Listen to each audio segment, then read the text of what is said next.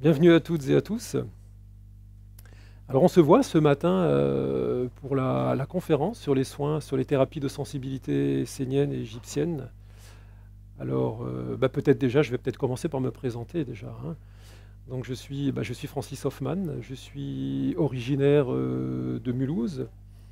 Je suis né à Mulhouse, j'ai grandi à Mulhouse et j'ai fait mes études à Mulhouse. Et puis je suis arrivé à l'âge de 20 ans, j'ai travaillé dans la grande distribution. Je pensais y rester un an et puis j'y suis resté une vingtaine d'années, 20 ans. Et en 2010, j'ai choisi de quitter mon travail pour me consacrer aux soins thérapeutiques et à toutes les personnes qui sont dans la souffrance. Voilà, alors il y a une dizaine d'années environ, j'avais démarré par une formation déjà en soins énergétiques. Donc tout en continuant à travailler.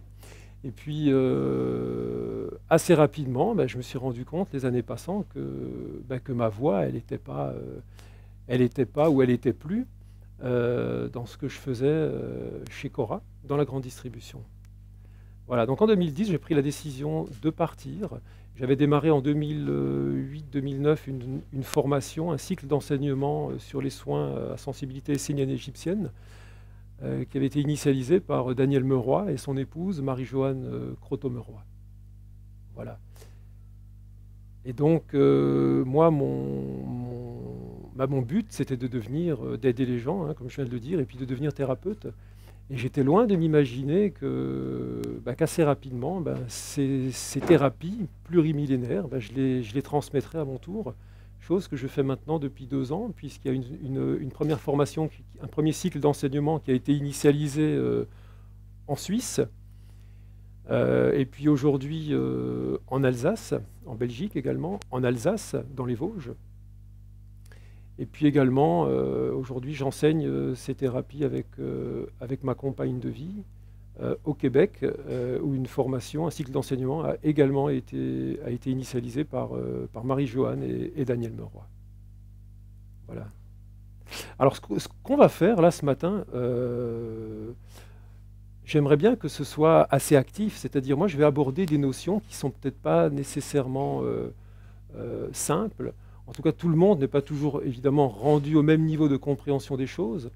Donc n'hésitez pas à un moment donné, si j'emploie des termes qui ne sont pas nécessairement compréhensibles par tous, à m'interrompre, hein. Et puis on va faire cette mini-conférence comme un dialogue, hein, que ce ne soit pas juste un monologue où je parle pendant 1 heure et demie. Ce sera plus vivant et puis certainement plus intéressant. Voilà, et puis sinon je m'arrêterai de temps en temps pour voir si ça va chez tout le monde, hein. Voilà, alors j'ai utilisé le terme de sensibilité, les soins de sensibilité essénienne et égyptienne. Alors pourquoi ce terme de sensibilité? Tout simplement parce que ce sont des thérapies tout d'abord intemporelles. Et même si on y voit les mots essénien et égyptien, c'est-à-dire ces deux peuples auxquels on se réfère pour parler de ces thérapies, c'est-à-dire les deux derniers peuples dans l'histoire qui ont utilisé ces thérapies, en réalité intemporelles, en réalité elles remontent à très loin dans l'histoire de notre humanité. Donc ça, j'y reviendrai tout à l'heure, hein. Mais également des thérapies universelles. Alors universelles, qui est en relation avec l'univers, avec le cosmos. Et là on rentre dans la dimension du sacré. Qui dit cosmos, évidemment, c'est le cosmos. On va parler des étoiles, je vous parlerai un peu de l'univers tout à l'heure, mais également, ça fait référence également à notre univers intérieur, à notre cosmos intérieur. Et en réalité, on ne peut pas dissocier les deux, hein. On en parlera tout à l'heure. Et là, on a déjà la notion de sacré, qui est indissociable de ces thérapies d'inspiration solaire. Voilà. Alors, moi, l'enseignement, je l'ai eu, comme je vous l'ai dit, par Marie-Joanne Croteau-Meuroy, et son époux, Daniel Meuroy. Donc Daniel Meuroy, pour celles et ceux qui le connaissent, est un écrivain, un auteur, écrivain, conférencier, séminariste. Il a écrit depuis 35 ans, il a écrit 35 livres, vous voyez, donc Il en est à 35 livres aujourd'hui. Il écrit dans ce qu'on pourrait appeler la quête spirituelle hors dogme, c'est-à-dire adogmatique, où on ne rentre absolument pas dans aucune religion. Alors, il y a deux grands axes d'écriture chez Daniel Meurois. D'abord, c'est tout ce qui a trait au principe, à la notion christique, aux enseignements du Christ. Alors attention, quand je parle du Christ, il ne s'agit pas du Christ de la religion chrétienne, hein, qu'on s'entende bien tout de suite, il s'agit du principe Christ, c'est-à-dire le principe universel qui n'appartient à aucun système de pensée, à aucune religion. Donc il a écrit par exemple des livres sur certains grands êtres qui à un moment donné de leur vie ont vu se révéler ce principe christique en eux, comme je pense par exemple à Akhenaton, à François d'Assise ou encore par exemple à Louis IX. Le deuxième grand axe d'écriture de Daniel Meurois concerne ce qu'on pourrait appeler la vision hologrammique de l'univers. Alors c'est quoi? Alors ce qu'il faut entendre par vision hologrammique de l'univers, c'est tout ce qui a trait, c'est tout ce qui a trait évidemment au cosmos, tout ce qui a trait à la physique quantique, vue évidemment à travers les yeux, par les yeux d'un mystique. Daniel a la capacité, et ses ouvrages, un grand nombre de ses ouvrages sont basés là-dessus, d'avoir accès à ce qu'on appelle la mémoire akashique. Les annales akashiques. Les annales akashiques, pour ceux qui ne savent pas ce que c'est, on pourrait l'appeler la mémoire du temps. Et en réalité, elle est comparable, ces annales akashiques sont comparables à un immense disque dur sur lequel se grave absolument tout ce qui se passe dans notre univers. Alors ça veut dire tout ce qui se passe dans la vie d'un individu, un insecte, une coccinelle qui va voler, tout ce qui se passe, pas seulement au niveau de la planète, mais au niveau de l'univers. C'est-à-dire la personne qui est capable, à un moment donné, d'aller se syntoniser, d'avoir accès à ces annales akashiques, est capable, comme dans un grand livre, un peu comme une bibliothèque, de lire toute l'histoire d'une personne telle qu'elle s'est réellement passée, ou encore l'histoire d'une planète, de la planète par exemple, d'un pays ou de l'humanité. Voilà, donc un grand nombre de ces ouvrages sont basés sur ces lectures dans les annales akashiques. Également sur les informations qui lui ont été données par des êtres de lumière, par des présences de lumière depuis une trentaine d'années, notamment par le principe de la canalisation-incorporation. Voilà, j'en parlerai tout à l'heure. Et c'est notamment par ces deux biais-là qu'on a vu la résurgence de ces thérapies esséniennes et égyptiennes aujourd'hui. Alors là, on est en 2015, mais ça fait plus de 30 ans que Daniel Meurois reçoit des informations, c'est-à-dire tout un corpus de données thérapeutiques, mais également, dans un premier temps, ça a démarré avec des informations d'ordre spirituel qui émanaient de ces présences de lumière dont j'ai parlé, et que la Bible, par exemple, a donné le nom d'Elohim. Hein. J'en parlerai un peu tout à l'heure dans la deuxième partie. Je vais plutôt parler des soins, on va en rester aux thérapies esséniennes et égyptiennes dans la première partie, et puis dans la deuxième partie, je vous parlerai plus des Esséniens, de ces deux peuples, les Esséniens et les Égyptiens qui ils sont. Alors, évidemment, un mot. On ne peut pas parler de Daniel Meurois sans parler de Marie-Joanne Croteau-Meurois, qui est aujourd'hui son épouse. Donc, si je suis là aujourd'hui devant vous et si j'ai appris ces thérapies, et si aujourd'hui je les enseigne à mon tour, eh ben, je le dois en grande partie à Daniel, évidemment, mais à Marie-Joanne, son épouse, qui elle-même a mis en place, c'est elle qui a mis en place ces cycles de formation, les deux premiers cycles de formation qui ont eu lieu en France, à partir de 2008, et qui continue aujourd'hui encore au Québec. Ils continuent à former, ils ont lancé un cycle de formation, là, en novembre dernier, au Québec. Donc c'est vraiment Marie-Joanne qui a donné l'impulsion pour que cet enseignement soit transmis. Voilà. Et elle a également à cœur, évidemment, de faire rayonner tout l'enseignement, qu'on pourrait qualifier l'enseignement christique, l'enseignement des étoiles.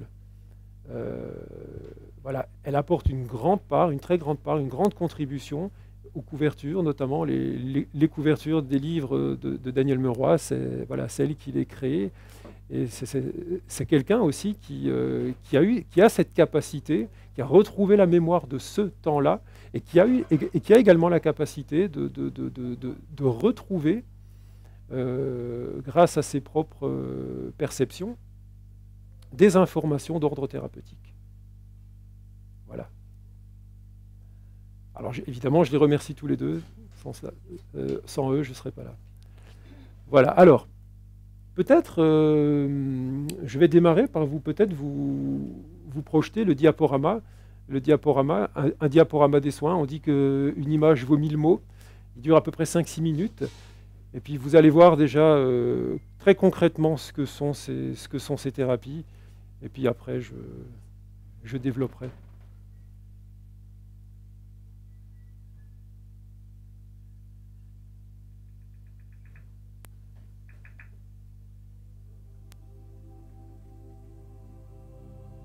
Voilà, je vous laisse regarder le diaporama.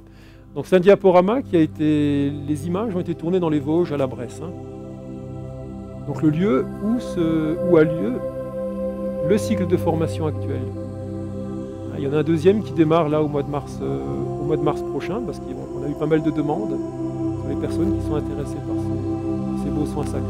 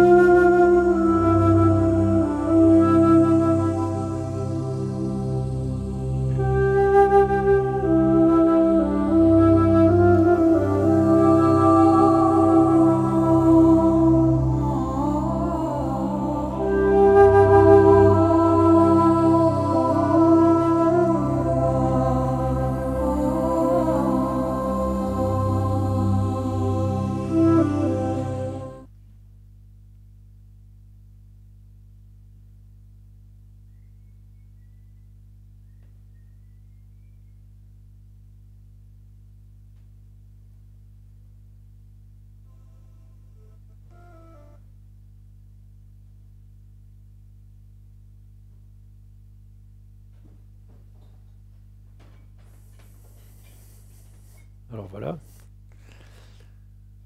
Donc, comme je le disais, il est difficile de parler de ces thérapies, de ces soins d'inspiration solaire, parce que c'est bien de cela dont il s'agit, sans faire référence à la notion de sacré. Alors, bon, pour parler un peu des thérapies un peu plus concrètement, qu'est-ce qu'elles sont? Bon, ce sont des thérapies énergétiques, hein. Alors, énergétique ne veut pas dire qu'on ne touche pas le corps, hein, vous l'avez vu. Il y a un rapport au corps, on va toucher la peau, mais tout simplement parce que sinon, il manquerait une dimension. Il manquerait une dimension, et c'est la dimension, la dimension incarnée. Et ça, les anciens thérapeutes esséniens ou égyptiens le savaient. Alors on parle souvent de thérapie énergétique où on va soigner à distance. Évidemment, ça en fait partie aussi. Mais on a beaucoup tendance aujourd'hui, dans notre mental occidental, à tout cloisonner. Évidemment, il y a le corps physique, il y a le corps éthérique, et puis après, il y a le corps, enfin l'aura astrale, l'aura causale, mentale, etc. Oui, c'est vrai. Sauf que les auras se complètent les unes les autres. Elles ne sont pas séparées. Elles sont liées entre elles. Et dans l'univers, on ne peut pas séparer ce qui est lié. Vous voyez? Donc on va pratiquer sur ce qu'on appelle les chakras, donc qui sont des centres énergétiques, les centres majeurs énergétiques. Donc un chakra, pour celles et ceux qui ne le savent peut-être pas, très simplement, ce sont des centres, ce sont des transformateurs d'énergie. C'est-à-dire ils vont transformer l'énergie pranique qui arrive au niveau du corps, dans le dos, donc un rôle réceptif à l'arrière, et va être projeté avec un rôle émissif à l'avant, et va passer par le centre du chakra, donc le prana, hein, la force pranique, dans ce qu'on appelle un vortex. Chakra, c'est un vortex, hein, c'est pareil, une roue d'énergie. Voilà. Donc on a 7 chakras, donc 5 qui rayonnent de manière horizontale, et 2 verticaux, le premier et puis le 7e. En réalité, on en a plus, hein. On va s'arrêter aux 7 premiers chakras. On pourra parler d'un 8e chakra, on en parle dans le cycle d'enseignement, parce que le Christ, il y a 2000 ans, en parlait déjà. En réalité, il y en a encore plus, mais après, ce n'est pas la peine de... On s'arrête aux 8 premiers chakras. Voilà. Donc, on va œuvrer sur les chakras. Alors, on ne va pas chercher, hein, on va pas chercher à faire tourner plus vite un chakra, savoir s'il tourne dans le bon sens ou pas, à le faire tourner moins vite. On n'est pas du tout là-dedans. Le travail, la pratique, se fait de manière consciente, bien sûr, mais respectueuse avant tout. Ça veut dire que, par exemple, on va plutôt chercher à les équilibrer les uns avec les autres. Donc, par exemple, par la méthode de ce qu'on appelle la méthode de la circulation solaire. Ce que Marie-Joanne et Daniel ont appelé la méthode de la circulation solaire. Alors, c'est assez simple, hein, comme ça a l'air simple. On va prendre contact avec 2 chakras, et puis évidemment en état de connexion, parce qu'il appartient déjà au thérapeute qui soigne une personne, de se centrer, évidemment, de s'harmoniser, mais également d'appeler, de se mettre en état de ce qu'on appelle en état de canal, et d'appeler la lumière. Parce que pour pouvoir offrir quelque chose, il faut en faire la demande. Vous voyez? Et puis à partir de là, c'est cet état de connexion avec ce qu'on pourrait appeler le divin, ou les sphères d'amour céleste, qu'on laisse passer, qu'on devient canal de l'énergie de guérison, du fluide de guérison. Les énergies d'amour, on peut leur donner le nom qu'on veut, hein. Mais un canal, c'est quoi? Un canal, c'est comme un conduit. Et le thérapeute, il fait office, c'est quelque part un conduit. Et le conduit, il peut être bouché, il peut être poreux, il peut laisser passer la lumière de manière très fluide. Donc ça, c'est toute une question d'état d'être de la personne, du thérapeute lui-même. Donc on va œuvrer sur les chakras. On peut également œuvrer sur un chakra très précis, équilibrer un chakra très précis dans un but évidemment très précis. Le chakra, donc par exemple par la méthode, ce qu'on appelle la méthode du parapluie. Donc ce qu'il faut savoir, c'est qu'un chakra est toujours relié à une glande endocrine, et donc à un groupe d'organes qui lui correspondent, à toute une zone au niveau physique qui lui correspondent. Alors comme il existe des chakras, ben, il existe également des chakras secondaires, ou ce qu'on appelle encore les sous-chakras, qui eux ont plus un rôle d'accumulation d'énergie. Ce sont des accumulateurs d'énergie. Et les sous-chakras sont toujours à la jonction de ce qu'on appelle les nadis. Les nadis, ce sont les canaux énergétiques dans lesquels circule ce qu'on appelle la force pranique, le prana. C'est-à-dire, les nadis, en fait, ils sont du prana concentré. Et donc, à tous les niveaux de notre être, on est traversé par la force pranique. Alors, quand on agit quand on va pratiquer sur un chakra, on va également, par voie de conséquence, pratiquer sur le corps subtil qui lui correspond. Alors, quand je parle de corps subtil, je vais apporter une petite précision. Il faut pas, il y a souvent un amalgame qui est fait avec les radiances subtiles qu'on appelle les auras. Un corps subtil, donc on a notre corps physique, on a un corps éthérique, on a un corps astral. Le corps astral se situe à l'intérieur du corps physique. Le corps mental se situe à l'intérieur du corps astral. Le corps causal se situe encore une fois à l'intérieur du corps mental. C'est un peu le principe des poupées gigognes, en fait. Hein. Bon, il y a juste le corps éthérique qui est situé à l'extérieur.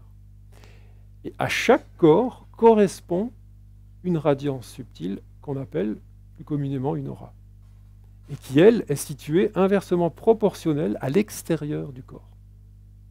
Et quand on pratique sur un chakra, eh ben, on va pratiquer sur le corps qui lui correspond. Il y a 7 chakras, il y a 7 corps subtils. Et donc, par voie de conséquence, évidemment, également sur l'aura.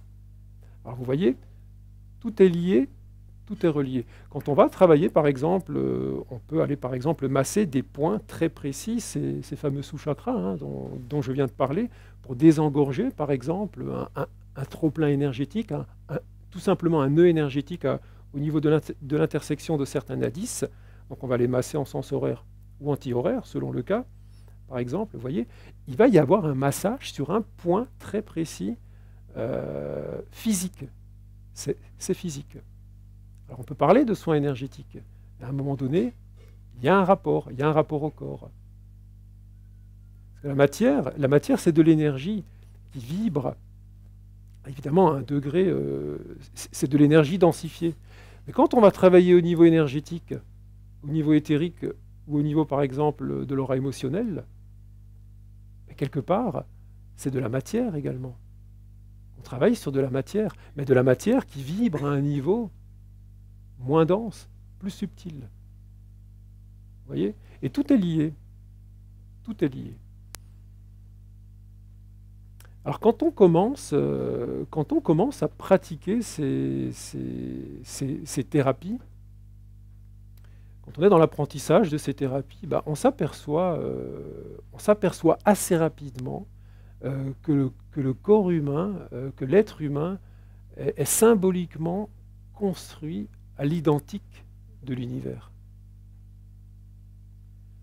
Est construit symboliquement et analogiquement à l'identique du cosmos. Et quand on rentre encore un peu plus loin dans ces soins, quand on approfondit, bah, on s'aperçoit assez rapidement que ce n'est pas juste une belle symbolique.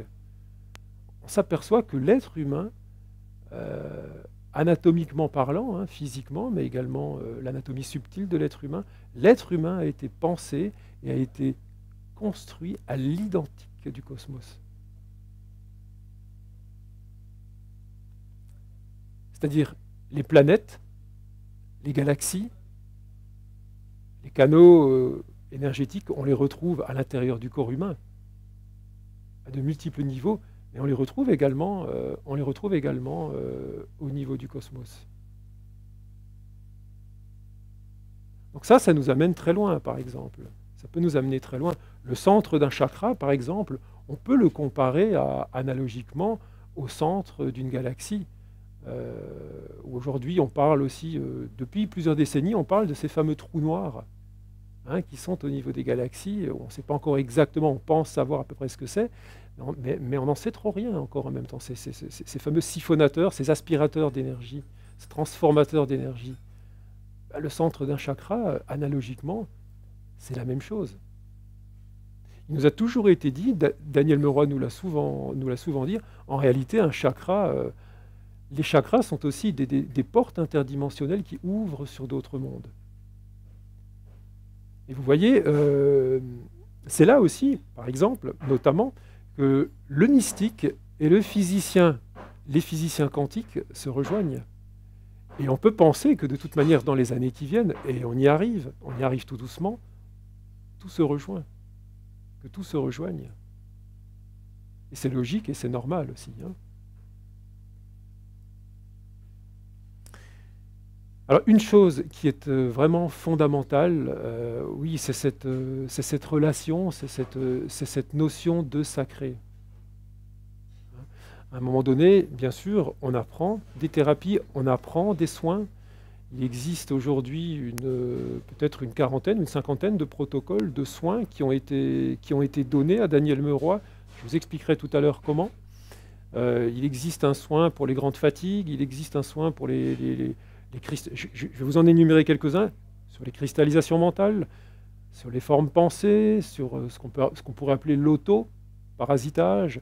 Il existe un soin pour les femmes enceintes, pour les problèmes typiquement plus féminins, comme par exemple les irrégularités menstruelles, les problèmes de préménopause.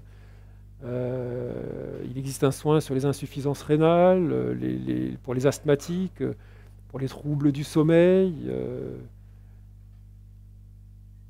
pour les gens qui sont en dépression, pour les états dépressifs, etc., etc.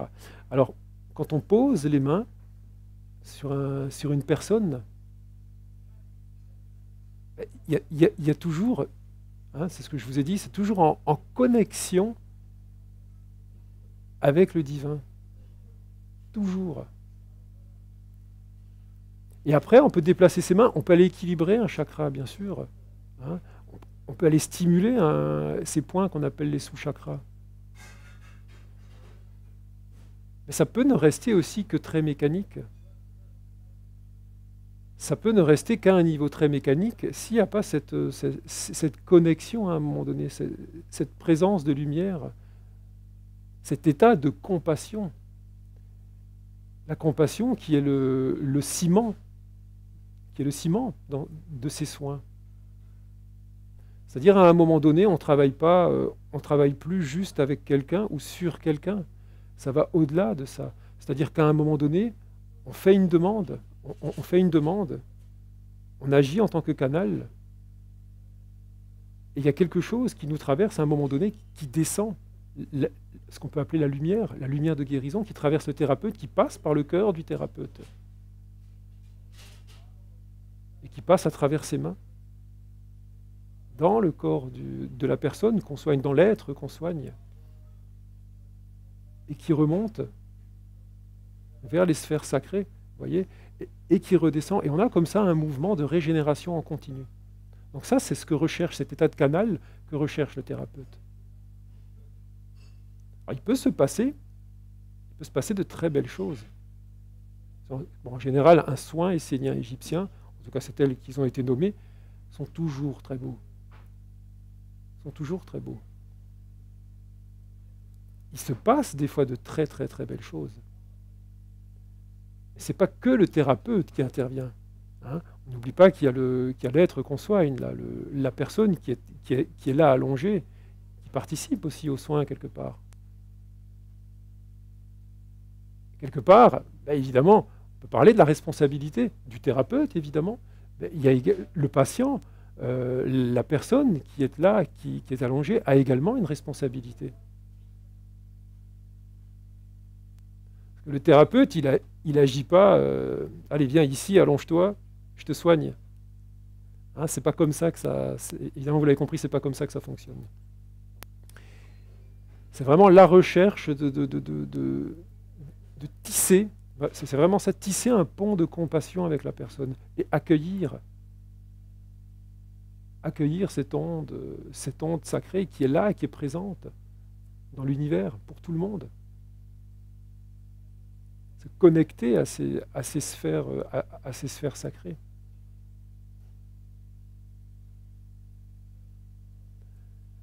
Alors, je vais m'arrêter un petit instant et puis moi j'aimerais savoir s'il y a des questions déjà. Est-ce que vous avez quelques questions? Alors, moi j'aurais une question. Je sais pas, est-ce que ça fonctionne pour le... On va utiliser le micro pour la vidéo parce que sinon on n'entendra pas les questions. C'est bon? Ok. Oui, moi j'avais une question en fait, Francis. Oui. À un moment, vous avez parlé de physique quantique. Enfin, deux fois, vous avez parlé de physique quantique, qui est quelque chose qui m'intéresse beaucoup. Et je me disais, sans refaire toute l'histoire du chat de Schrödinger qui est présent, qui est mort et vivant tant qu'on n'a pas ouvert la boîte, mais c'est vrai que les physiciens quantiques se sont rendus compte de plusieurs phénomènes. Les plus marquants étant que quand on arrive à une particule élémentaire, si on la scinde en deux et qu'on les sépare, comme ils ont réussi à le faire notamment avec certains photons, si on active une partie du photon qui est à un endroit, ça va réagir exactement de la même façon sur l'autre. C'est-à-dire que là, on rejoint un élément que vous aviez évoqué. Oui. Et un deuxième élément qui est assez frappant, c'est que le rôle de l'observateur va modifier l'état dans lequel va se trouver, par exemple, une particule. On sait qu'en l'absence d'observateur, par exemple, elle va passer par... le photon peut se scinder de façon égale par les deux trous, et il va choisir d'aller dans l'un ou dans l'autre si quelqu'un l'observe. C'est-à-dire qu'en réalité, ça rejoint le fait qu'en tant qu'être humain, nous ne sommes pas simplement des machines, mais qu'en tant qu'observateurs, nous sommes actifs et nous transformons les énergies et l'univers dans lequel nous sommes. Mais tout à fait. J'aimerais bien voir le lien entre ce qu'on travaillait, et, enfin le fruit des travaux des chercheurs en physique quantique et ce que représentent les soins esséniens par rapport à ces travaux. Alors il y aurait merci Bruno. Merci. Il y aurait très certainement une synthèse à faire avec tout ça, évidemment. Bon, moi je ne suis pas spécialiste en physique quantique. J'ai entendu parler de quelques travaux, sans doute tout comme vous.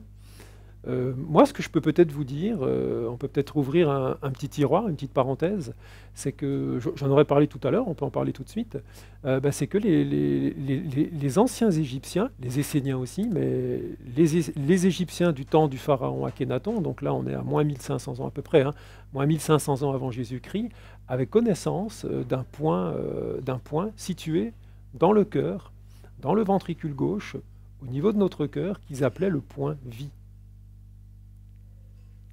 Le point vie. Le point vie. Ce que Daniel Meroy appelle aujourd'hui sous la dénomination, vous en avez peut-être entendu parler, je ne sais pas, d'atome germe. L'atome germe. Alors, l'atome germe, c'est quoi? Peut-être ce qu'on pourrait peut-être dire déjà, c'est qu'il y a un institut, oui, parce que sinon je vais peut-être l'oublier, il y a un institut aux États-Unis qui est l'Institut Earthmate, qui fait des travaux depuis maintenant plusieurs dizaines d'années sur la chirurgie cardiaque. Et cet institut-là, vous pourrez aller voir sur Internet, hein, cet institut-là parle d'un point très précis qui est situé dans le ventricule gauche, que les chirurgiens cardiaques ne doivent absolument pas toucher sous peine de mort subite et qui serait constitué d'environ 40 000 cellules. Donc ça, c'est un point qui est qui existe physiquement dans le ventricule gauche, au niveau du cœur. Les Égyptiens, eux, parlaient de ce point vie. Daniel Meroy, lui, parle de l'atome germe. Alors l'atome germe, c'est quoi? Ce serait la contrepartie subtile de ces 40 000 cellules qui existeraient au niveau éthérique et qui serait, comment vous expliquer, qui regrouperait toute la contrepartie, toute l'architecture subtile et sacrée d'un être humain. Depuis son origine. Depuis son origine. Je ne sais pas si on se rend bien compte de ça. C'est-à-dire qu'on a là, dans ce point très précis, donc au niveau subtil, tout le bagage karmique de la personne, tout ce qu'elle est, depuis son origine. Alors, il nous a toujours été dit que cet atome germe est composé d'akasha pur. Akasha, anal akashique. L'akasha, bon, sans rentrer dans les détails, l'akasha est une substance de notre univers. Au même titre que le prana ou que l'éther. L'akasha correspondrait, selon le mystique, toujours pareil, qu'est Daniel Meroy, en tout cas, les informations qu'il a reçues de ces êtres qu'on a nommés les Elohim, l'akasha correspondrait à l'énergie de l'esprit de ce qu'on pourrait appeler le divin. Ou l'univers, c'est la même chose. Vous vous souvenez, avant, je vous ai parlé de disques durs. Donc peut-être pour approfondir peut-être un peu, et puis je vous expliquais aussi que tout, absolument tout fonctionne dans notre univers par analogie. On va peut-être remplacer le disque dur par les mémoires flash. Vous savez qu'on connaît actuellement, que ce soit une clé USB ou les petites cartes mémoire. Mais qu'est-ce qu'on y trouve dedans? Vous savez qu'on y stocke aujourd'hui énormément d'informations. Énormément d'informations. Et c'est pas fini. Qu'est-ce qu'on y trouve à l'intérieur? Du cristal. C'est des cristaux, du cristal, je crois, de quartz ou du cristal de silicium. Mais dans cristal, la racine du mot cristal, on y retrouve Christ. Et on est au niveau du cœur. De ce point vie que connaissaient les anciens Égyptiens. Et qu'on est tout doucement, qu'on a déjà redécouvert. Et là, c'est pareil, à un moment donné, on peut penser que la jonction va être faite. Alors quand? Peu importe, mais on y arrive tout doucement. Et dans bien des domaines, c'est comme ça que ça fonctionne aujourd'hui. Mais il faut du temps. Mais j'y reviendrai tout à l'heure à cette notion d'atome germe et de Christ intérieur. Parce que là, il y a très clairement des clés de compréhension. Voilà. Alors, ce que je voulais rajouter aussi, pour en revenir aux soins, est-ce que ça va? Est-ce que vous avez des questions?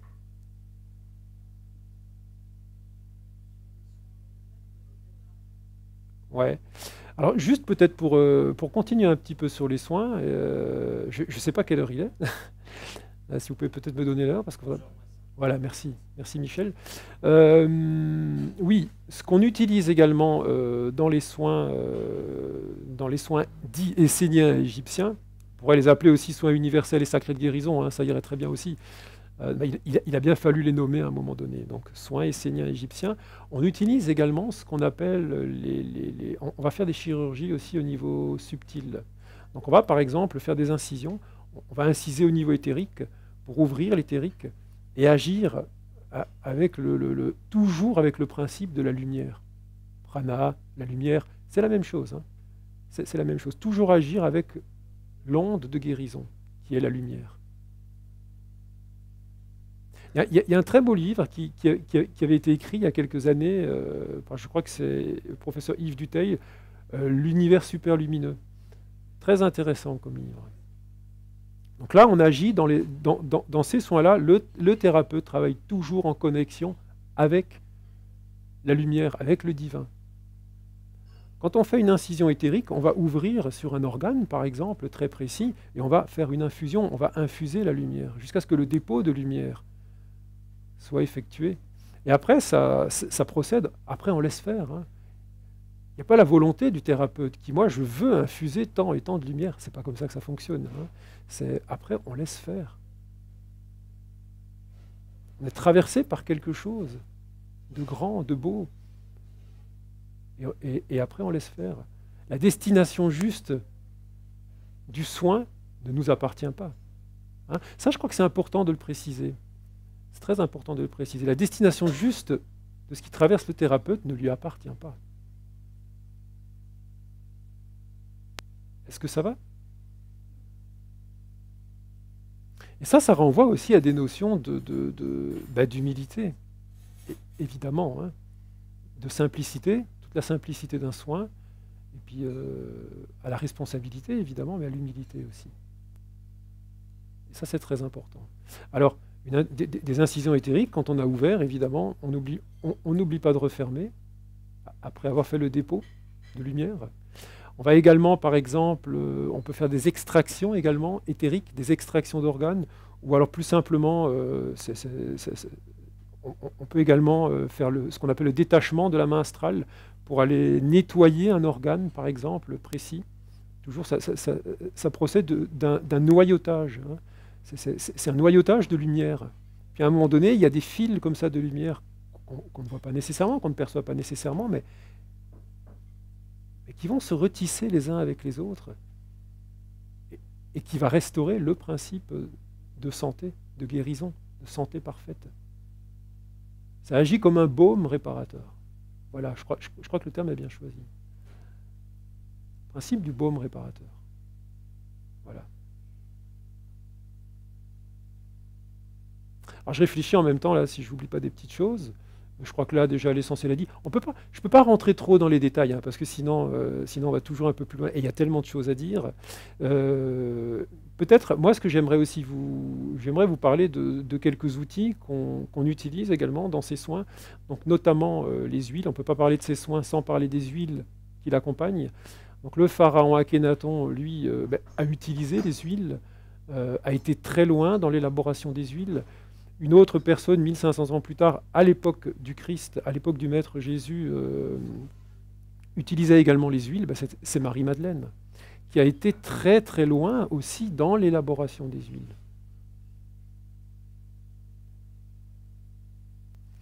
Alors on utilise des huiles, mais ce ne sont pas des huiles comme on l'entend souvent. Parce que souvent, quand une personne s'intéresse comme ça à ces soins, on dit « Ah ben moi j'aimerais bien un massage, j'aimerais bien un massage essénien ». Alors ce ne sont pas des massages. Si on agit en tant que tel, où on pose les mains par imposition, ou on va agir sur des points très précis, hein, sur ces sous-chakras dont j'ai parlé avant, par exemple, par exemple le nadis, le grand nadis là, qui correspond pour les cristallisations mentales, ou les formes pensées, le nadis du corps mental, on va agir le long de ce nadis pour désengorger ces nœuds énergétiques qui existent. Vous voyez, on va s'aider d'huile, par exemple. L'huile, ce sont des huiles, ce ne sont pas des huiles de massage, ce sont des huiles consacrées, ce sont des huiles d'onction consacrées, en onction, pas en massage. C'est-à-dire, on en met très peu, et ça va activer quelque chose. Le principe de l'huile va passer dans le corps, mais ici, également au niveau subtil. Et va ancrer le soin en profondeur. Et le faire durer aussi dans le temps. Alors on utilise des huiles consacrées. La personne qui nous les fait, qui nous les élabore, elle les élabore elle-même. Évidemment, elle n'a pas toutes les plantes, mais pour les plantes pour lesquelles, en tout cas, il est possible d'aller les chercher dans la nature, et ben elle va aller les cueillir, par exemple. Donc elle est en Suisse italienne, elle va aller dans la nature, par exemple, et puis elle va prendre ce qu'il lui faut. Alors évidemment, avant de prendre, elle fait toujours la demande. Elle demande d'abord. Si par exemple les plantes sont en fleurs et que les abeilles butinent, ben, elle ne va pas y toucher. Et elle en laisse toujours une partie. Elle ne prend jamais tout. Et après, elle remercie. Et elle les élabore en conscience. Alors peut-être un petit mot rapide aussi, peut-être sur les huiles. On a affaire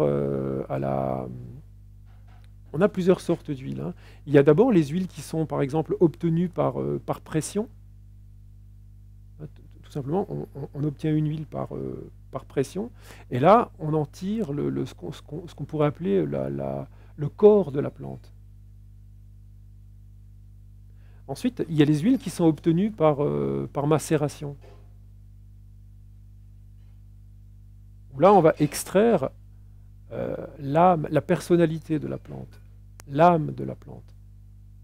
Enfin, on a également les huiles essentielles obtenues par distillation. Là, on va obtenir quoi? L'esprit de la plante. Et vous voyez, là, on est dans une relation à nouveau triunitaire.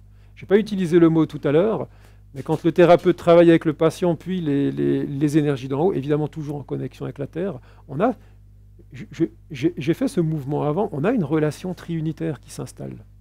Une relation triunitaire.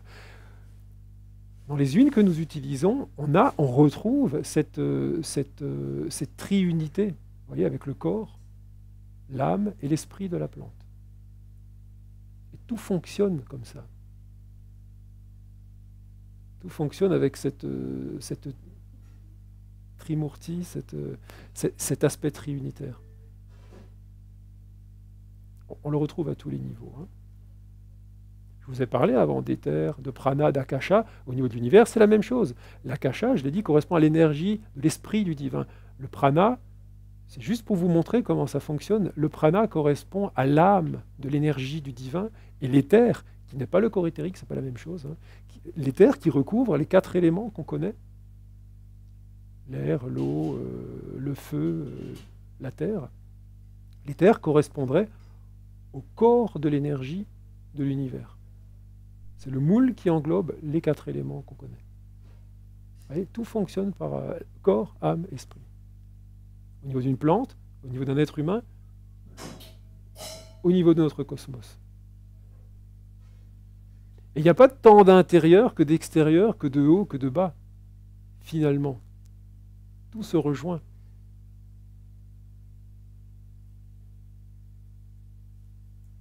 Donc les huiles ont leur importance, hein.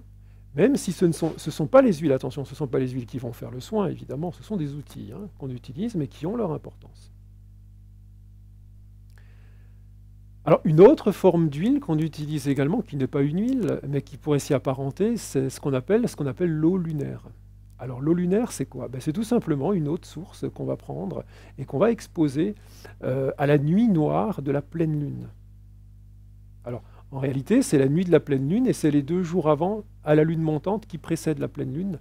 Donc on la met dehors dans un bocal à la nuit noire et on la récupère encore à la nuit noire avant même le tout premier rayon de soleil ou avant même que l'aurore ne pointe le bout de son nez. À la nuit noire. Et qu'est-ce qui va se passer? Évidemment, la lune est en relation avec l'eau. On le sait. L'eau est en relation avec notre second chakra, la lune avec notre second chakra. La lune va avoir comme propriété de décharger l'eau de toutes ses mémoires. Et on va par exemple utiliser cette eau, par exemple pour les soins qui sont liés justement au second chakra. Par exemple, on pourrait l'utiliser sur les kystes de peau, par exemple sur les dérèglements liés à ce second chakra. Ça peut être dans le soin, dans un soin mémoire cellulaire. Où la mémoire, la porte d'accès, le lieu où se charge et se décharge cette mémoire cellulaire, est située au niveau des reins. Donc avec un travail très spécifique, avec des gestes très spécifiques, on va utiliser cette eau lunaire. C'est un travail qui se fait de manière très subtile. En général, quand c'est très subtil, en même temps, c'est très profond. Ça ne se fait pas une fois, vous voyez, on fait le soin à une personne une fois, 2 fois, et hop, non, c'est pas comme ça que ça fonctionne. Ça va plus loin. Hein. Évidemment, ça nécessite de connaître l'état mental, émotionnel de la personne. Évidemment, il y a un travail qui doit déjà avoir été effectué avant, un certain travail en tout cas. Hein. Et bien souvent, on s'aperçoit qu'il y a des résistances au niveau cellulaire qui restent. Donc, cette eau peut servir à venir se charger de ses mémoires puisqu'elle a été déchargée par les rayons de la lune. Et ça, les anciens le connaissaient tout ça. Et il n'y a rien de magique. Absolument aucune magie. Hein. Dans ces pratiques, on utilise également, on peut utiliser le son. Donc en général, ce sera plutôt le son Om, qui est la vibration primordiale de l'univers. Le Om ou le M, incanté comme ça, de manière très profonde, là, qui vient, vous voyez, chercher au niveau de notre bas-ventre, là, et qu'on fait remonter dans un son qui doit être harmonieux, évidemment. Hein. C'est pas juste quelque chose, un Om, là, comme ça, qu'on fait juste pour le plaisir de le faire. Hein. Ça correspond à des choses très précises. Le M. Voilà. Et le son a cette propriété d'amplifier, par exemple, la salle de soins, une salle de soins. Et d'ancrer également un soin en profondeur. Sur un organe précis, par exemple. Alors moi, c'est quelque chose, par exemple, hein, ça c'est mon cas personnel, que j'utilise quand même avec parcimonie, parce que incanter comme ça un son, alors qu'une personne vient et n'est pas nécessairement bien, par exemple psychologiquement, c'est peut-être pas toujours évident non plus à une personne de l'entendre. Donc quand je le fais, je demande toujours avant, hein, ou j'avertis la personne. Voilà. J'aimerais aussi encore vous parler, donc tout ça ce sont des outils, hein, bien sûr. Et aussi quelque chose qu'on utilise également, c'est le monde des archétypes. Alors tout ce qui a trait aux archétypes, au monde archétypal, mais également aux symboles. Alors c'est pas la même chose. Alors Daniel Meroy a retrouvé un soin sur les symboles et sur les archétypes il y a peut-être 3 ou 4 ans, dans les annales akashiques, à travers ses propres souvenirs. Et c'est un soin qui actuellement n'existe nulle part d'autre, donc qui a été mis dans le grand livre des thérapies, là, dans le grand livre des thérapies esséniennes et égyptiennes. Évidemment, tous les soins dont j'ai parlé, ou la quasi-totalité des soins qui ont été canalisés à ce jour, à l'année dernière par Daniel Meroy et par Marie-Joanne Croteau, sont dans le livre. Hein. Donc c'est un soin qui... donc les archétypes, c'est quoi ? Ça fait référence aux lettres hébraïques. On va utiliser les lettres hébraïques. Un archétype, c'est quoi ? Un archétype, ce qu'il faut entendre par archétype, c'est pas la même chose qu'un symbole. Souvent, on a tendance comme ça à faire la confusion. Un archétype, c'est une présence vivante, intelligente, sacrée, extrêmement proche du divin, ce qu'on pourrait appeler le divin. Alors, attention, ce ne sont pas des êtres vivants dans le sens, ce sont des êtres humains, ils n'ont pas de visage. Hein. Ils n'ont pas de visage, ce ne sont pas des êtres anthropomorphes. Ce sont des êtres idées, on pourrait appeler ça comme ça, des êtres idées qui sont issus de la pensée du divin.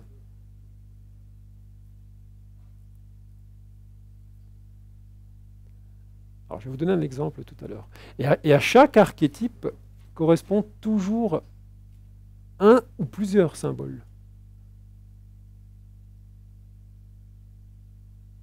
On pourrait aussi qualifier un archétype, par exemple, d'hypersymbole. Un symbole, lui, est toujours... Je vais vous donner des exemples. Un symbole, lui, est toujours sous-jacent à un archétype. C'est-à-dire qu'il correspond il correspond à une puissance archétypale qui est déjà elle-même rentrée en action.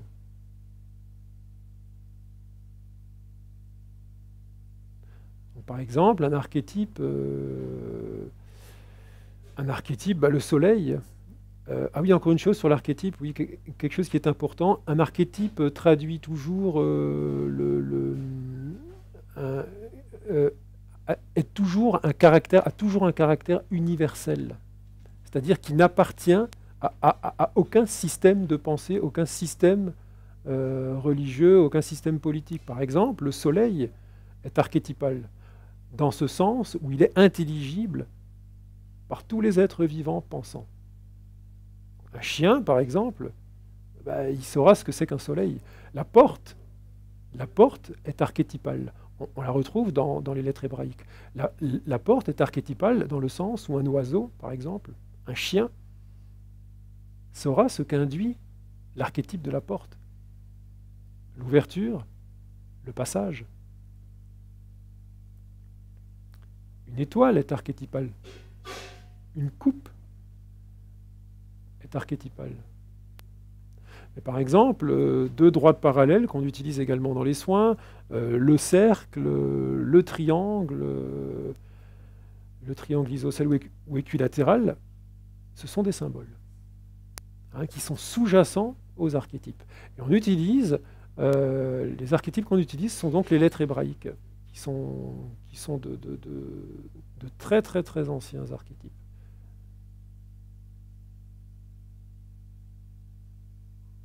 Alors bon, je ne vais pas vous faire le détail du soin, hein, évidemment, mais on utilise par exemple dans le soin asthme, on peut utiliser à la fin, on peut faire appel, donc là on fait appel à ses présences. On fait appel à ses présences. On demande. Et après on va tracer l'archétype un certain nombre de fois sur un endroit très précis et on prend le symbole qui lui correspond pour une problématique précise qu'on retrace un certain nombre de fois. Voilà. Est-ce que vous avez des questions ? Je crois que j'en ai fini à peu près. Bon, c'est assez succinct, mais je crois qu'on ne peut pas non plus trop... il y a des choses qu'on ne peut pas trop développer, parce que sinon, on ouvre plein de petites portes comme ça. Si vous avez des questions, vous pouvez y aller. De toute manière, s'il y en a qui restent... Moi, je vais rester tout à l'heure, donc s'il y a des personnes qui ont des questions, vous viendrez me voir, et puis on pourra échanger. Oui, peut-être une question. Est-ce que vous pouvez parler du voyage de ces soins dans le temps jusqu'à aujourd'hui? Oui, mais je vais les aborder, là, j'y arrive. Hein. J'y arrive. Donc Annie demandait de raconter, de donner l'historique de ces soins dans le temps. Hein. Je vais le faire. Vous avez des questions par rapport à ces soins? Je n'ai pas détaillé comment une séance se passe. C'est pareil, hein, si quelqu'un veut le savoir, évidemment, je suis là pour en parler. C'est très simple également, on a toujours une discussion avec une personne. Et évidemment, la personne vous dit pourquoi elle vient vous voir. Après, oui, ce que j'en ai pas parlé, on va faire et également, c'est soit on fait une lecture d'aura visuelle, soit on peut la faire au niveau tactile. Par exemple, on va aller palper ce qu'on appelle la médiane, c'est-à-dire du haut vers le bas. Au niveau des chakras, au niveau de l'axe médian, on va aller palper avec les deux mains et puis on va voir ce qu'on y ressent parce qu'il y a une multitude évidemment d'informations qui nous vient comme ça. Et après, en fonction de ce qu'on ressent, on va adapter les soins. J'avais encore deux questions. La première, est-ce qu'on peut s'auto-soigner ou s'auto-guérir via les soins esséniens? Ouais, c'est une bonne question. On peut. Je dirais, qu'est-ce qui empêcherait que? Qu'est-ce qui empêcherait que? Maintenant, moi j'ai parlé avant de la relation triunitaire. Évidemment, une personne qui a à un moment donné une problématique ou un mal-être, hein, qui n'est pas bien, ça veut dire qu'il faut déjà qu'elle ait accès, parce qu'attention, quand on soigne au niveau, quand on soigne avec les soins esséniens et égyptiens, ça va plus loin que juste imposer des mains ou équilibrer un chakra, ou aller masser un sous-chakra, ou aller faire une incision éthérique, faire une imposition de la main, utiliser une huile, ça va beaucoup plus loin que ça. Il y a des choses qui se passent, pas nécessairement dans la séance, souvent dans la séance, mais aussi après la séance, dans les heures qui suivent, dans les minutes, dans les instants, des fois dans les heures, des fois dans les jours qui suivent. Et là, on n'est plus là. Le thérapeute, il n'est plus là. Et il y a des choses qui se font. Et vous savez, je vais vous dire quelque chose, quand on a tracé un archétype à un endroit précis de l'aura d'une personne, l'archétype, il a son rôle à jouer, il va faire son œuvre, pas nécessairement dans l'instant. Peut-être dans les semaines, des fois dans les mois, des fois dans les années qui suivent. C'est-à-dire quand la personne aura ouvert, peut-être, ou déverrouillé quelque chose qui fera que cet archétype pourra rentrer en action et remplir sa fonction. Vous voyez, je ne sais pas si ça répond vraiment à ta question, Bruno, mais disons que moi, qu'est-ce qui empêcherait? Moi, je ne sais pas. Il y a une relation qui s'installe avec le thérapeute. Il y a un échange qui se fait. De toute manière, il y a un échange qui se fait, mais qui ne reste pas juste avec le thérapeute. C'est une relation, c'est ce que j'ai dit avant, en continu. C'est ce qu'il faut bien comprendre. Ce ne sont pas des soins, ce ne sont pas des soins comme peut-être on a l'habitude d'en entendre parler. C'est vraiment le but, je crois, ultime. C'est ce qu'il faut comprendre. Et si vous repartez aujourd'hui avec cette conscience-là, ce sera parfait. C'est vraiment de mettre en action cette énergie triunitaire. Et il se passe des choses nécessairement. J'ai l'impression qu'on est dans un système très construit. Quel est le rapport au temps de ce système?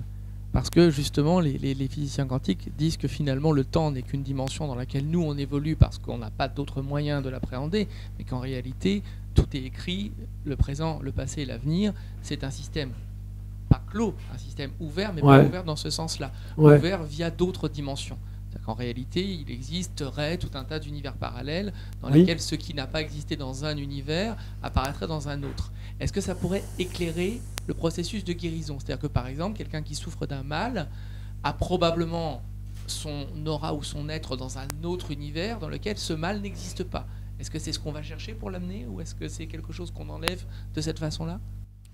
Alors très honnêtement, moi je me suis jamais posé, moi en tant que thérapeute, je ne me pose pas ces questions. Je veux dire, ça va rester très simple. C'est-à-dire, c'est comme je le disais avant, à partir du moment où on est connecté, où on offre quelque chose, la destination juste du soin, ça va remplir sa fonction. Pourquoi aller se dire finalement, est-ce que ça appartient à un autre temps? Il y a sans doute des relations avec ce qu'on peut appeler un bagage karmique, des mémoires karmiques qui ont peut-être trait à des vies passées, dans un autre temps. Mais, et si le temps détenait la clé du divin? On peut se poser la question également. C'est une question où on peut aller chercher comme ça très loin. Et si le temps tel qu'on le connaît détenait la clé du divin?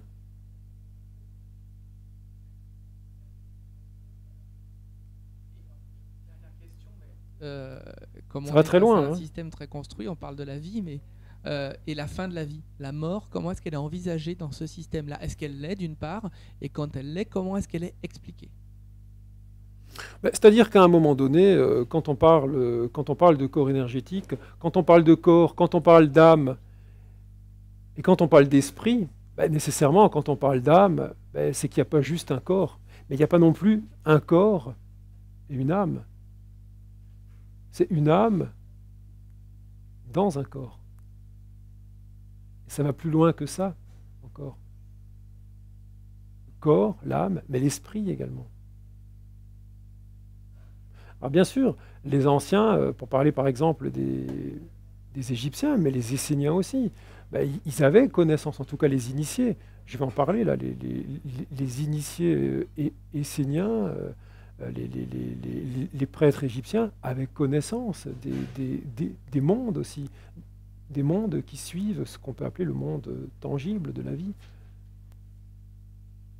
Évidemment, ça va de soi, on ne peut pas avoir une vision, quand on pratique ces soins, on ne peut pas juste avoir une vision réductrice juste d'un corps, c'est-à-dire qui naît à un moment donné et qui se finit, qui meurt à un autre moment. Évidemment, l'âme, qu'est-ce qu'elle fait? Qu'est-ce qu'elle devient? Vous voyez, c'est le principe de ce qu'on ne nous a pas enseigné, en tout cas de ce qui n'est pas enseigné aujourd'hui, le principe de réincarnation, qui n'est pas enseigné aujourd'hui. En tout cas dans notre tradition judéo-chrétienne. Vous voyez, je parle du Christ. On va parler du Christ. Je vais en parler là.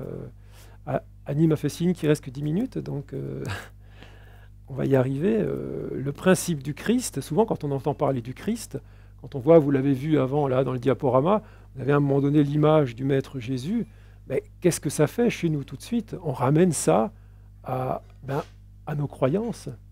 Et qu'on le veuille ou non, c'est comme ça. Parce qu'on a été éduqué comme ça. On a été éduqué avec ces croyances. Donc même si à un moment donné, on essaye d'en sortir, il y a des choses qui sont ancrées chez nous. Le Christ, le Maître Jésus, ça fait référence à la religion chrétienne. Alors que ça va au-delà de ça.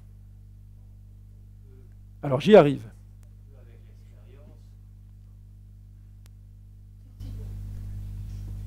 Dit que notre culture nous apporte face à la vision du Christ, on peut travailler sur cette culture et s'en sortir parce que c'est pas évident. Alors c'est vrai. Bien sûr, bien sûr. Et passer du allez, on va dire fils de Dieu au prophète, au fils de l'homme, avec un grand H. Oui, bien sûr, fils de l'homme et au prophète. Parce que c'est vrai qu'on a 2000 ans d'histoire, de poids, de culture judéo-chrétienne qui nous a malgré tout... et puis pour un Vatican qui je veux dire, si Jésus revient demain, il ne lui laisse pas 33 ans aujourd'hui. C'est effectivement la question, oui merci Michel de la soulever, c'est la question qu'on peut se poser. Toutes les religions aujourd'hui parlent d'un grand être qui doit revenir dans les années qui viennent. On parle de la seconde venue du Christ chez nous.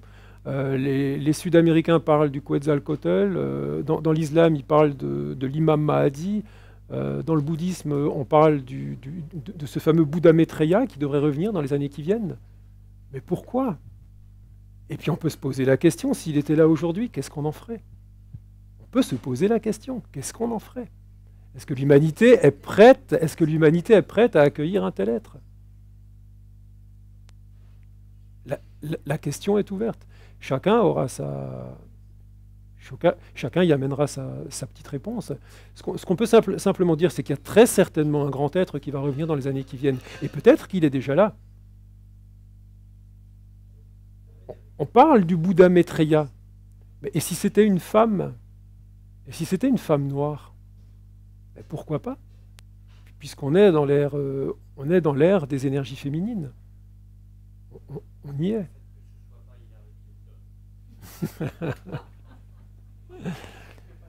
Mais ça, personne ne le sait aujourd'hui. Hein. Il se peut très bien que ce grand être soit déjà incarné, manifesté, mais qu'on ne l'ait pas reconnu. Peut-être, peut-être pas. Hein. Qu'il soit là, et puis il ne se manifestera pas devant les canaux de télévision pour dire c'est moi. C'est pas comme ça que ça se passera, évidemment. Le Christ tel qu'il s'est manifesté il y a 2000 ans, il y a des personnes qui pouvaient passer à côté sans savoir qui il était. Je veux dire, il était pas... il était qui il était. Et voilà. Mais 2000 ans après, on peut se poser la question, est-ce que beaucoup de choses ont changé en 2000 ans? Oui, bien sûr. Mais on peut aller plus loin. Cette fameuse notion de responsabilité. Plus de culpabilité, de responsabilité. On est chacun responsable à notre niveau, dans ce qu'on veut, dans nos vies, dans nos propres vies. Et ça nous ramène au centre de la cible, qui est situé là, à cette notion de Christ intérieur, à cette notion d'atome germe, à toute cette architecture subtile et sacrée qu'on a en nous. Vous voyez, ça va très loin.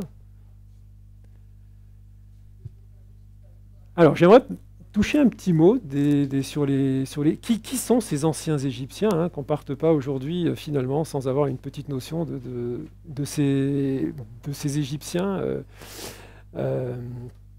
Donc les annales akashiques, en tout cas c'est ce que révèlent les annales akashiques. Les annales akashiques révèlent, la mémoire du temps révèle que cet Akhénaton, donc Aménophis IV, ou en tout cas son père, Aménophis III, qui avait commencé à regrouper tout un corpus de données thérapeutiques et qui circulait déjà depuis l'aube des temps, des soins sacrés. Donc il a commencé à regrouper, et son fils, Akhénaton, je vous le rappelle, hein, un pharaon qui était ivre de soleil, ivre du disque solaire hein, de son père, qu'il appelait Aton. Il y a d'ailleurs un très bel ouvrage qui a été écrit, qui s'appelle La demeure du rayonnant, par Daniel Meroy, où là on a toute l'histoire de la période akhénatonienne, telle qu'elle s'est réellement passée, parce que finalement, historiquement, on en sait quand même relativement peu de choses encore aujourd'hui. Hein. Donc tout ce corpus de données thérapeutiques est rassemblé, donc on connaît un petit peu l'histoire d'Akhénaton, hein, donc qui abolit le culte polythéiste au profit du culte du Dieu unique, Aton. Hein, Aton. Aton. At-home, en anglais. Voilà, c'est le principe du foyer, de la demeure. Hein. Et donc Akhénaton, lui, il avait pour ambition de mettre en place, il l'a fait à un moment donné, pendant de très longues années, un culte solaire basé sur le soleil. Un soleil, c'est quoi? Un soleil, c'est une source qui donne sans restriction de temps, de limite, d'espace à tout le monde. Sans soleil, il n'y a pas de vie. Vous allez comprendre là, un peu plus tard dans le temps. Et à un moment donné, évidemment, sans cesse, il est attaqué. Il est attaqué par les prêtres, par les prêtres d'Amon, qui continuent à faire des pressions. Et puis à un moment donné, il se trouve qu'il disparaît. Il disparaît, donc empoisonné, il est assassiné. on abolit le culte du Dieu unique, on restaure le culte polythéiste, et puis tout ce corpus de données thérapeutiques, les prêtres thérapeutes sont chassés, tout ça, ça disparaît avec et ça circule en souterrain. Ça circule en souterrain jusqu'à peu près en l'an 200, 300 avant Jésus-Christ, où on commence à entendre parler historiquement des Esséniens, de la communauté essénienne. Alors, encore une fois, les annales akashiques révèlent que c'est par l'intermédiaire de Moïse et de ses proches que toutes ces connaissances arrivent en Israël. Le fameux passage... la mer qui s'ouvre, etc. Bon, en tout cas, c'est ce que révèlent les annales akashiques. Les Esséniens, on en sait historiquement, culturellement, on n'en sait pas beaucoup aujourd'hui. Les seules choses qu'on sait sont dues aux écrits de l'historien romain Flavius Joseph, mais également, on en sait par rapport aux manuscrits de la mer Morte. Les manuscrits qui ont été retrouvés à Qumran, à peu près 900 manuscrits, il y a, après la Seconde Guerre mondiale, et donc qui décrivent les Esséniens comme un genre de secte qui fait partie du judaïsme. Alors, les annales akashiques, encore une fois, quand on lit par exemple De mémoire d'Esséniens ou Le Testament des Trois Maries, un des derniers livres de Daniel, ben, on apprend qu'effectivement, il y a eu cette frange de la population essénienne qui a vécu, ces moines esséniens qui ont vécu à Qumran et qui avaient un mode de vie très ascétique.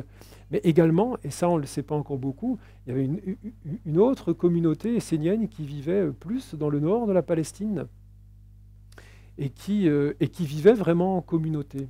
Qui vivait en communauté et qui envoyait ses enfants les plus psychiquement doués dans un monastère qu'on a appelé le monastère du Mont Carmel, qui était situé sur les hauteurs de la ville de Haïfa, qui n'existe plus aujourd'hui. Et c'était un endroit où tous les enfants psychiquement doués étaient envoyés. C'était un lieu d'initiation. Et donc c'est là que le petit Joseph, parce qu'il s'appelait Joseph, le petit Jésus, à un moment donné, est envoyé pour parfaire son éducation. C'est un lieu, le monastère du Mont Carmel, qui existait déjà 1500 ans avant, c'est-à-dire au temps de la période égyptienne. Et tout le bassin méditerranéen était sous contrôle égyptien. C'était un monastère, un endroit qui servait déjà à former des prêtres thérapeutes, notamment. Alors, je crois que la question est posée très clairement sur Google. Jésus était-il essénien? Encore une fois, si on se base sur les témoignages des documents akashiques, très clairement, oui. Oui, puisqu'il est né, d'un père Joseph et puis de la mère Marie, qui étaient de très hauts initiés dans la fraternité essénienne de l'époque. Après, on lui a fait parfaire son éducation au monastère du Mont Carmel. De l'âge de 13 ans historiquement à l'âge de 30 ans, on ne sait absolument pas ce qu'il a fait aujourd'hui. On n'en sait rien, ce sont les fameuses années mystères, les années mortes. Les annales akashiques, encore une fois aussi, révèlent qu'il est parti en Inde, qu'il est parti en Égypte, pour parfaire encore son éducation, pas juste au niveau des sages de l'époque. Ça, on n'a pas cette info-là, en tout cas, qu'il aurait fait un séjour également au Pays de Galles. Mais bon, tout ça, ça n'a pas beaucoup d'importance. En tout cas, ce qu'il faut savoir, c'est qu'à un moment donné, de sa vie, quand il revient, il est adombré, il est investi de la présence solaire du Christ, c'est-à-dire l'esprit, très clairement l'esprit de notre soleil. Et ça se passe dans la Grande Pyramide.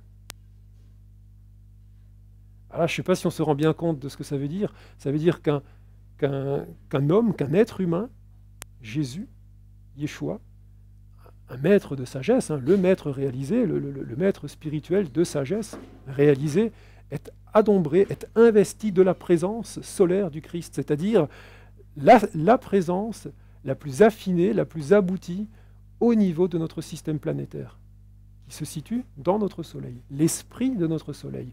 Et là encore, pour chaque corps céleste, on a un corps, le corps de la Terre sur lequel on vit. Chaque corps céleste, chaque planète, chaque étoile a une âme, également un esprit. Donc, on connaît la suite. On ne va pas vous raconter la crucifixion. Officiellement, il meurt sur la croix, il y a les persécutions, les Esséniens sont massacrés au même titre que les Zélotes à Massada, sur la forteresse, et on n'entend plus parler des Esséniens. Il y a quelques... Donc pareil, ces soins continuent, tout ce corpus de données thérapeutiques continue à circuler en souterrain à travers les âges. On en retrouve des traces dans l'école des Templiers, dans le catharisme, chez les Rosicruciens, et on doit, à l'époque moderne, aujourd'hui, leur résurgence à Daniel Meuroy, qui commence, à partir de 84, à avoir des informations, des présences de lumière qui se manifestent par sa bouche. Donc c'est bien par Daniel Meuroy que ces soins ont été canalisés par incorporation, ces présences de lumière, qui se sont très tôt fait appeler les êtres qui ne font pas partie de la sphère de conscience de notre planète, mais qui sont extérieurs à elle. Et ils se disent, ils font partie de la sphère de conscience. J'utilise volontairement ce terme de sphère de conscience de la planète Vénus. Alors ça peut paraître un peu comme ça, peut-être un peu science-fiction, mais on sait, en tout cas, jusqu'à présent on n'y a pas été voir, mais on sait que sur la planète Vénus, physiquement, il n'est pas possible qu'il y ait de la vie. On a bien parlé d'une autre sphère de conscience. Ce sont ces êtres-là qui ont donné les informations de ces soins, de tout ce corpus thérapeutique à Daniel Meuroy, à partir de 84 jusqu'à 95 à Plazac, dans un village du sud de la France. Il y a des enregistrements qui ont été faits et qui a donné naissance au livre « Ce qu'ils m'ont dit » et qui ont finalement donné naissance, je vous l'ai montré tout à l'heure, au grand livre des thérapies esséniennes et égyptiennes, « Ainsi soignait-il ». Et il y aura très certainement encore un autre livre qui sera écrit parce que les informations continuent à arriver encore aujourd'hui. On peut penser qu'il y a un autre livre qui sera très certainement écrit dans les années qui viennent. Donc ces êtres-là, dans la littérature plus ésotérique, on les a appelés tour à tour les jardiniers de la terre, nos pères géniteurs, les Elohim, c'est-à-dire ceux qui viennent d'en haut et qui ont en charge pas la tutelle de la Terre, pas la tutelle de notre planète. Ça c'est pas comme ça que ça fonctionne, mais par contre, qui ont en charge la Terre sous forme de protectorat. Voilà. Donc on peut dire que le Christ... En tout cas, c'est ce que moi j'ai un jour posé la question à Daniel Meuroy, il nous avait répondu très clairement, le Christ, il y a environ 18 millions d'années, a placé la Terre sous protectorat vénusien pour des raisons très précises. 18 millions d'années, ça correspond également à l'élaboration sur notre planète, et je vais finir par là, de ce que les bouddhistes appellent la fraternité de Shambhala. Voilà. Vous voyez, tout est lié. Alors on pourrait remonter à très loin dans l'histoire de la planète, on pourrait remonter à l'Atlantide, on pourrait remonter à la Lémurie. Vous voyez, on parle des Esséniens et des Égyptiens, mais finalement ce ne sont que des étapes dans l'histoire de ces thérapies. C'est ce qu'il faut comprendre.